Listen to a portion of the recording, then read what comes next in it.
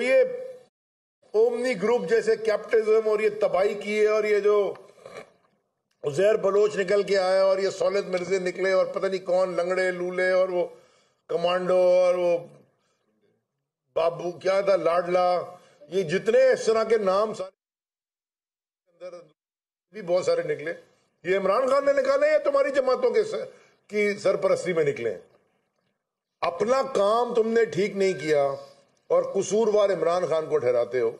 ये तो मैं सिर्फ कराची के शहर वालों को और हैदराबाद के पूरे रीजन के शहर वालों को याद दिलाना चाहता हूं। 15 तारीख को मैं मुद्दे पे आ रहा हूं, इलेक्शन है इंशाल्लाह।